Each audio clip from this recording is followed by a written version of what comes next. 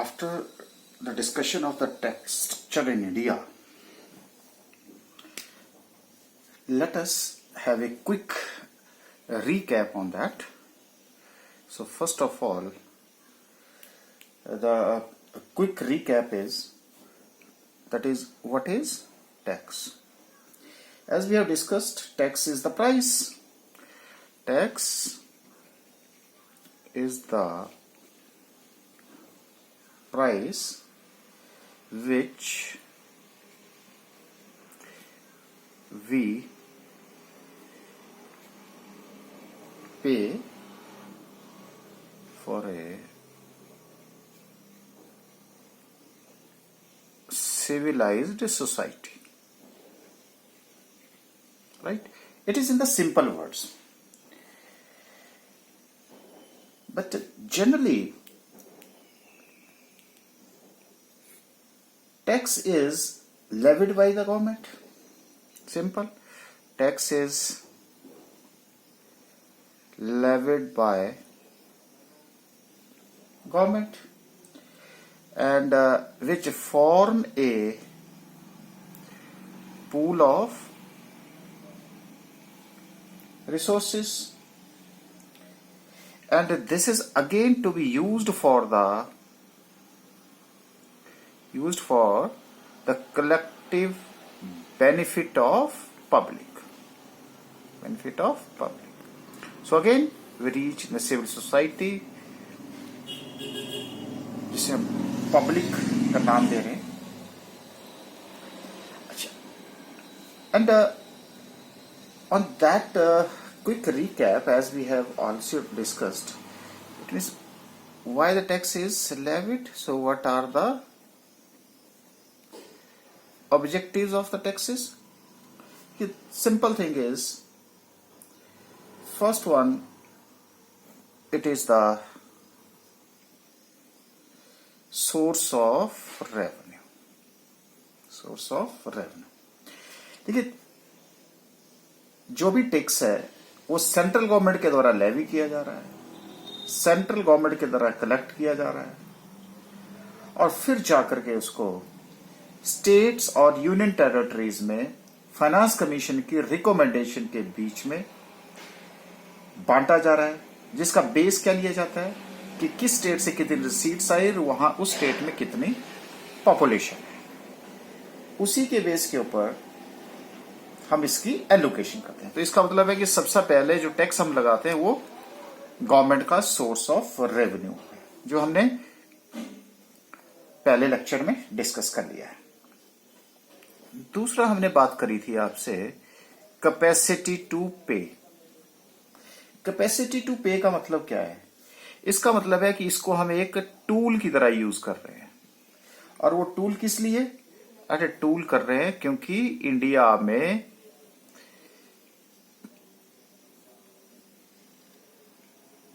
Disparity है. चाहे आप इकोनॉमिक डिस्पैरिटी ले लीजिएगा, चाहे आपकी सोशल डिस्पैरिटी है, तो उस डिस्पैरिटी को कम करने के लिए हम इसका टूल का यूज भी करते हैं. वो कैसे करते हैं? सिंपल है कि भाई जिसके पास हाई इनकम है वो हाई टैक्स दे, हाई टैक्स. जिसके पास भाई लोअर इनकम है वो लोअर टैक्स दे. तो एक तरह से क्या होगा कि अमीर ज्यादा टैक्स देगा, गरीब कम टैक्स देगा, तो उसके पास सेविंग्स होंगी. जो गरीब होगा तो कुछ डिस्पैरिटी, जो इकोनॉमिक डिस्पैरिटी है, उनको रिड्यूस करने में हेल्प करेगा. तीसरा मेरे पास आ जाता है कि this is the capital formation, यानी कि सोर्स ऑफ कैपिटल. देखिए बहुत सारी, अगर आप जब हम टैक्स पढ़ेंगे तो एक तरह से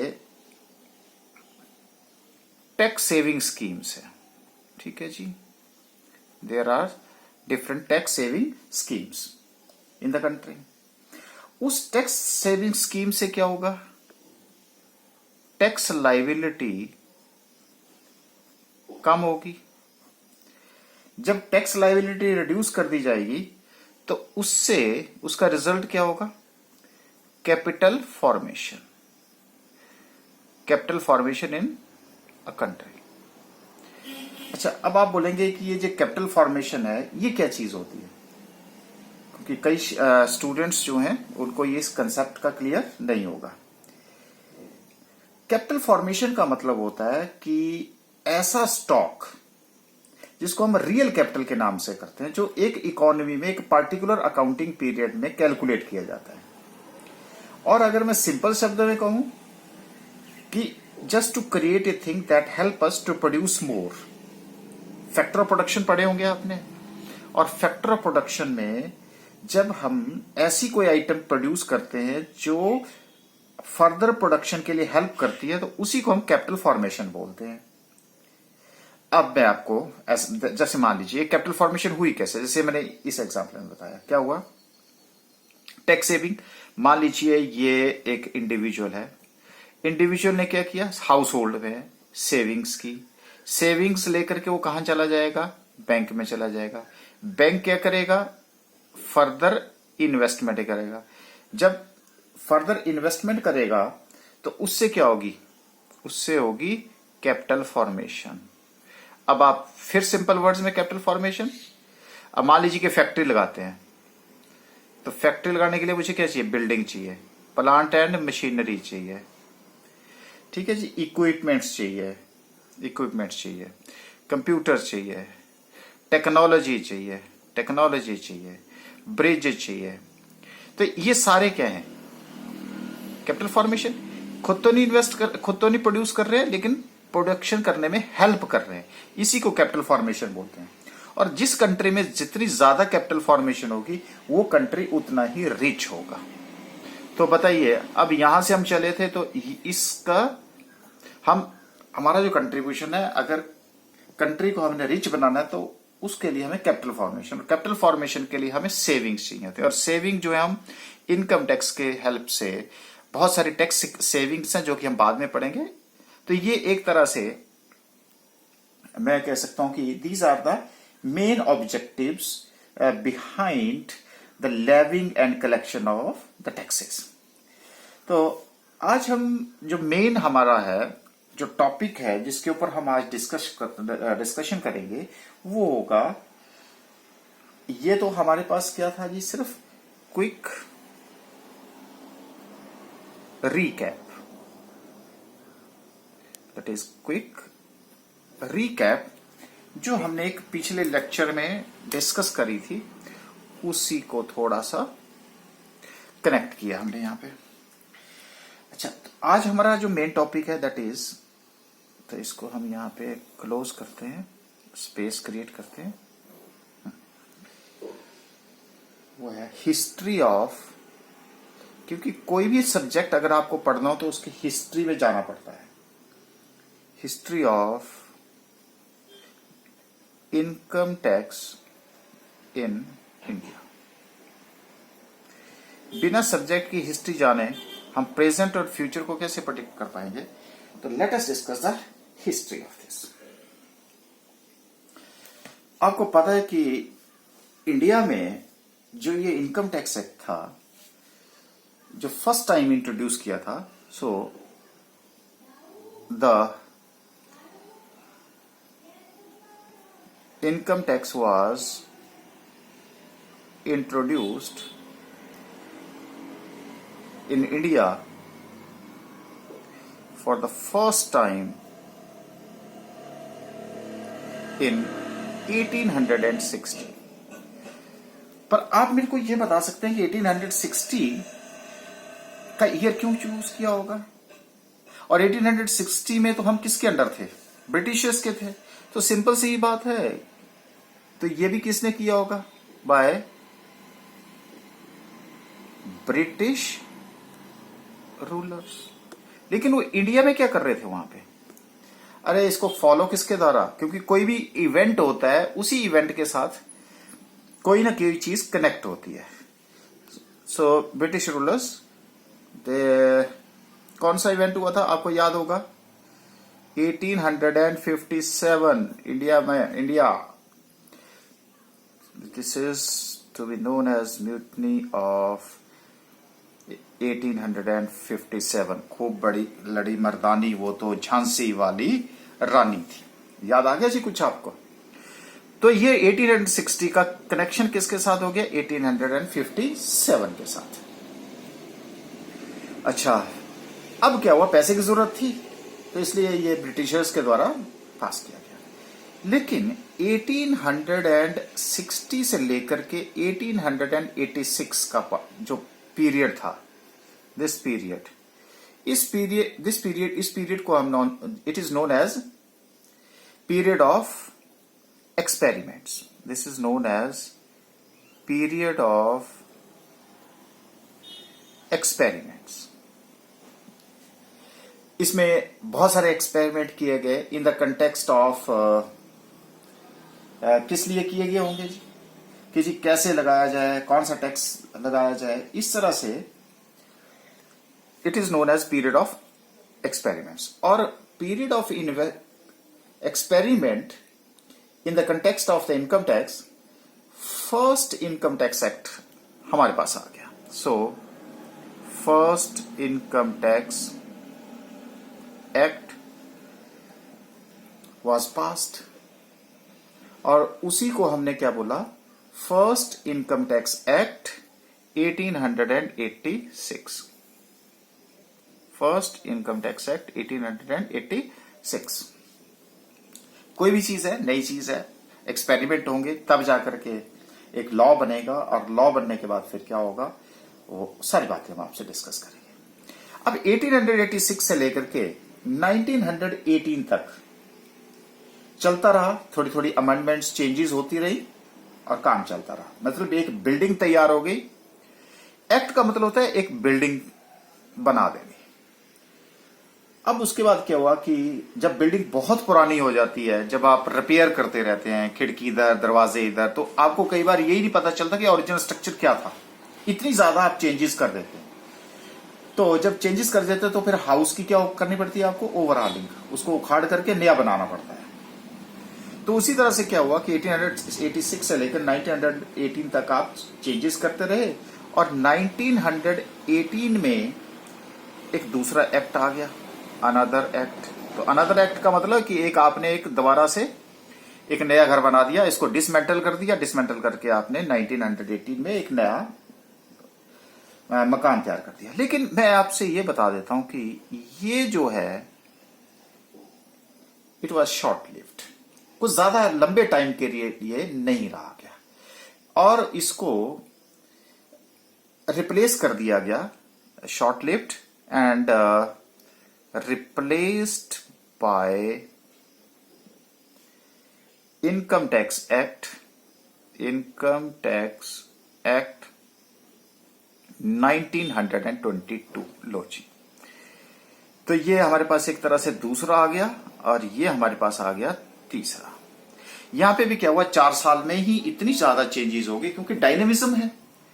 जब डायनेमिज्म होता है तो सोसाइटी में चेंजेस होती हैं, सोसाइटी में चेंजेस होती हैं तो कई बार आपके पास टेक्नोलॉजी इतनी एडवांस आ जाती है, तो आपको एकदम से पूरा स्ट्रक्चर जो है वो चेंज करना पड़ता है। और जो स्ट्रक्चर आपने 1918 में बनाया था, उस स्ट्रक्चर को कब चेंज कर दिया गया?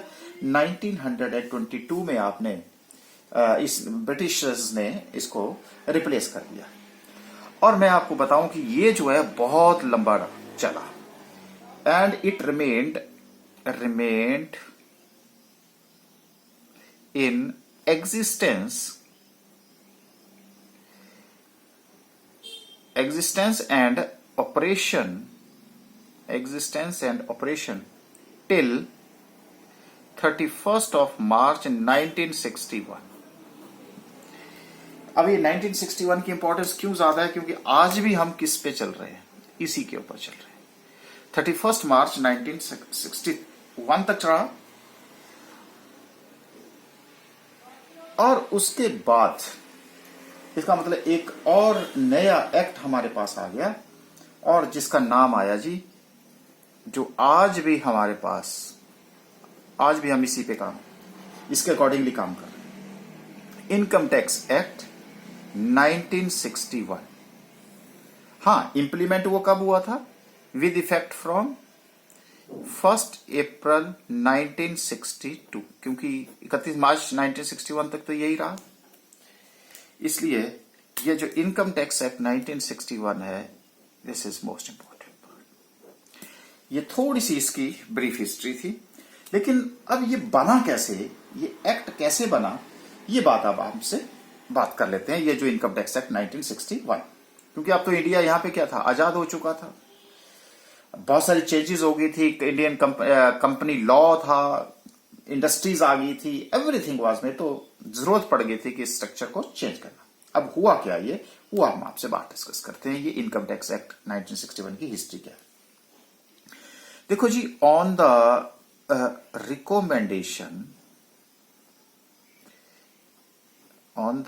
रिकमेंडेशन ऑफ, ये तो आपको पता है, लॉ कमीशन, ठीक है जी, एंड एक कमेटी बनाई गई।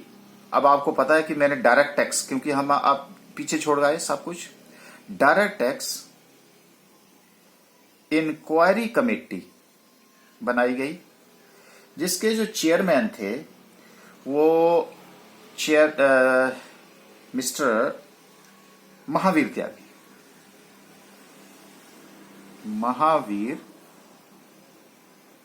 त्यागी थे।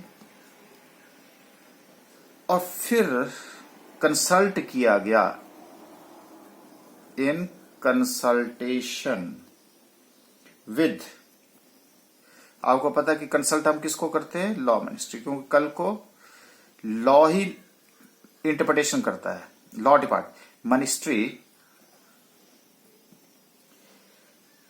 With the law ministry. एक बिल फ्रेम किया गया।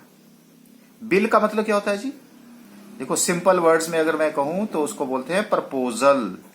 बिल का मतलब क्या होता है जी, प्रपोजल। आपने देखा होगा जी वुमेन रिजर्वेशन बिल, बिल का मतलब अभी वो प्रपोजल ही रह गया।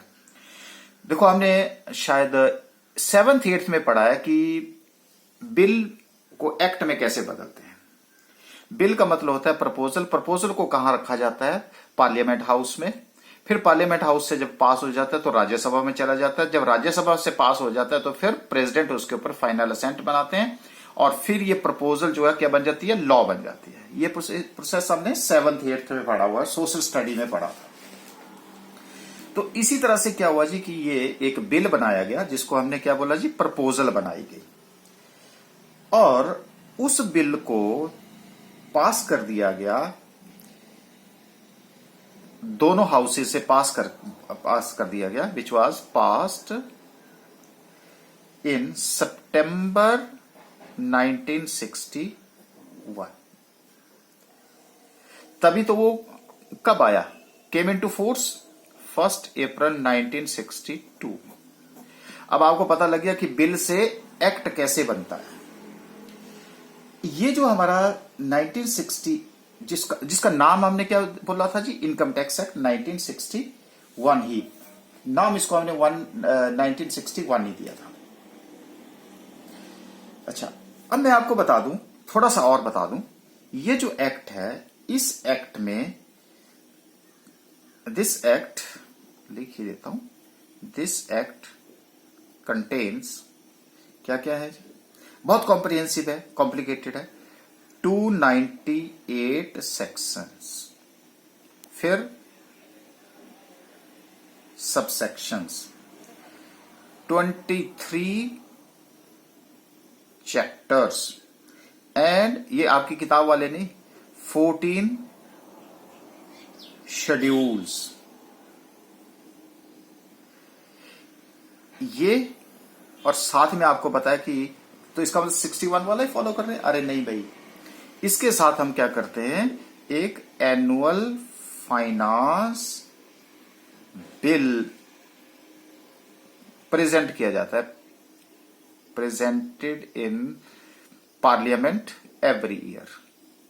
आपको याद होगा जब आप बोलते हैं ना कि जी बजट आ रहा है, आज बजट आ रहा है, और बजट के साथ, अरे भाई बजट के साथ ही एनुअल फाइनेंस बिल को भी पास करते हैं, और फिर उसमें अमेंडमेंट्स की जाती हैं, अमेंडमेंट्स एवरी ईयर। और तब जाकर के 1961 के बेस को लेकर के बेस करके एनुअल फाइनेंस बिल उसमें प्रेजेंट करके और प्रेजेंट करने के बाद हर साल जो चेंजेस होती हैं उसी के ऊपर हमारा इनकम टैक्स जो है वो रन करता है। अच्छा, अब हमारे पास ये क्वेश्चन राइज होता है कि ये जो पावर्स वगैरह है, ये इनकम टैक्स कौन लेवी करता है, कौन लेवी करता है, कहां से आती हैं, ये पावर्स क्या है, किसकी है, इन सभी बातों को भी डिटेल में डिस्कस कर लेते हैं। तो अभी बात कर लेते हैं आपसे। हाँ, देखिए, जैसे मैंने कहा कि एक तो ये डायरेक्ट टैक्स है, तो power to levy income tax. वैसे सबसे सुप्रीम क्या है, बोला जी सुप्रीम तो गॉड होता है। हाँ बिल्कुल, उसी तरह से अब इंडिया में भी किसी कंट्री को चलाने के लिए भी कोई ना कोई चीज सुप्रीम होती होगी, बिल्कुल, और उसी को हम क्या बोलते हैं, कॉन्स्टिट्यूशन ऑफ इंडिया। ठीक है जी। आपको पता है कि अब प्राइम मिनिस्टर जो हैं, जब भी वो पार्लियामेंट में फर्स्ट टाइम गए थे तो उन्होंने सबसे पहले कौन सी एक किताब थी जिसके ऊपर नतमस्तक हो गए थे, वो था कॉन्स्टिट्यूशन ऑफ इंडिया। हाँ, तो जो कॉन्स्टिट्यूशन ऑफ इंडिया है, आपको पता है उसमें लिस्ट 1 है, लिस्ट 2 है, लिस्ट 3 है। List 1 centre, list 2 state, social study में पढ़ा। लिस्ट 3 कंकरेंट लिस्ट होती है, जो स्टेट इशू, सेंटर इशू और दोनों के इशू सेंटर और स्टेट, उसको हम कंकरेंट लिस्ट बोलते हैं। तो उसी में कॉन्स्टिट्यूशन ऑफ इंडिया के लिस्ट 1 में, लिस्ट 1 समझ गए जी? अब आप बिल्कुल समझ गए जी। लिस्ट 1 जो पावर सेंट्रल गवर्नमेंट को होती है, उस लिस्ट 1 में एक एंट्री नंबर 82 के अंडर, अच्छा, लिस्ट 1 ऑफ 7th शेड्यूल किसका? कॉन्स्टिट्यूशन ऑफ इंडिया का। ठीक है जी। एंड 82 ने पावर किसको दी गई? पार्लियामेंट को ये पावर दे दी गई कि आप इनकम टैक्स लेवी करेंगे, लेकिन इसमें आपको जो है एग्रीकल्चर इनकम को छोड़ करके ये नहीं आपने लेनी है। और उसी तरह से parliament of India, government of India को एम्पावर, पार्लियामेंट ने किसको कर दिया जी empower? Empowered government of India, किसके लिए? To levy income tax, levy और collection of the income tax. तो कहां से चले जी? List 1 of 7th schedule of the constitution of India under entry number 82, parliament को यह एम्पावर कर दिया कि आप इनकम टैक्स लगा सकते हैं, लेकिन एग्रीकल्चर इनकम को छोड़ करके। पार्लियामेंट ने फर्दर किसको एम्पावर कर दिया? गवर्नमेंट ऑफ इंडिया को। और गवर्नमेंट ऑफ इंडिया को कहा कि अब आप इनकम टैक्स लगा सकते हैं। अच्छा, ये जो बातें थी आपके पास, ये अब आपने आर्टिकल पढ़े होंगे, तो ये आपका आर्टिकल 246 के अंदर है। ये भी हम आपसे शेयर कर लेते हैं। तो अब पता क्लियर हो गया जी कि पावर कहां से आई। तो अब जब पावर आपके पास आ गई, तो इसके जो सिग्निफिकेंट कंपोनेंट्स हैं इनकम टैक्स लॉ के, यानी कि अब आपको एक इनकम टैक्स पढ़ने के लिए, इसको पढ़ने के लिए आपको किस किस चीज की नॉलेज होनी चाहिए, तो उसी को मैं बोल रहा हूं significant components of income tax law. तो अब इसका नॉलेज होना आपको बहुत जरूरी है। तभी आपको पता चलेगा ये तो मेरी पावर्स थी, कहां से आई हमारे पास। देखिए अब मैं आपसे बात करूं अगर, तो पहला इंपॉर्टेंट कंपोनेंट कौन आ गया जी? Income tax act 1961। ठीक है जी। अब मैं लिख सकता हूं ना इजीली, क्या? गवर्न्स द, क्योंकि अब तो हिस्ट्री पता है आपको, levy of income tax in India. ठीक है जी, एक तो ये हो गया जी, इसकी नॉलेज होना जरूरी है। दूसरा, इनकम टैक्स रूल्स 1962। अब आप बोलेंगे ये जो इनकम टैक्स रूल्स हैं ये क्या है? देखिए मैं आपको बता दूं, ये दीज आर, लिख देता हूं यहां पे भी, formulated bye Central Board of direct tax for proper administration of the act. अब ये जो आपका इनकम टैक्स एक्ट है ना, इसका सेक्शन 295 इसने इसको एम्पावर किया हुआ है। देखिए आपको कई बार ऐसे रूल्स होते हैं और उन रूल्स एक्ट होता है लेकिन उसमें क्लैरिफिकेशन नहीं होती। जब क्लैरिफिकेशन नहीं होती तो फिर हम रूल्स के हेल्प के साथ उसकी इंटरप्रिटेशन करने की कोशिश करते हैं। तो उसको हम क्या बोलते हैं जी? Income tax rules 1962। तो कई जगह पे आपकी इनकम टैक्स की बुक में एक तो कई जगह इनकम टैक्स एक्ट होगा, कई जगह इनकम टैक्स रूल्स होंगे। फिर उसके बाद तीसरा कंपोनेंट आ जाता है मेरा सर्कुलर्स। ये सर्कुलर्स कौन इशू करता है? These are also issued by Central Board of Direct Taxes. किस लिए भाई? टू clarify the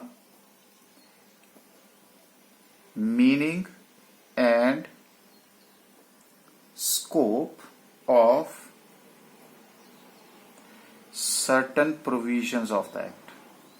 कई बार इतना कॉम्प्लिकेट हो जाता है तो फिर हम central Board of Direct taxes को क्या करने पड़ते हैं? सर्कुलर्स निकालने पड़ते हैं। फिर उसके बाद आपकी आ जाती हैं नोटिफिकेशंस।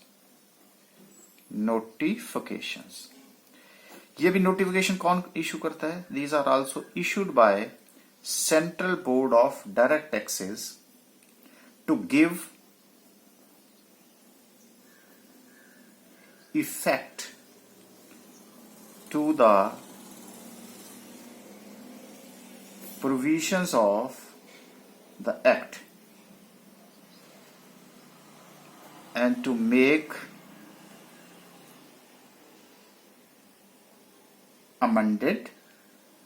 or amend rules।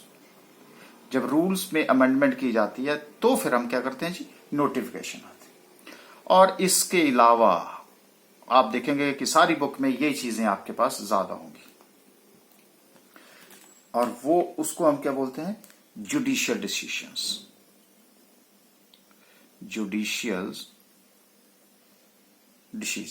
जिसको केस लॉज भी बोलते हैं।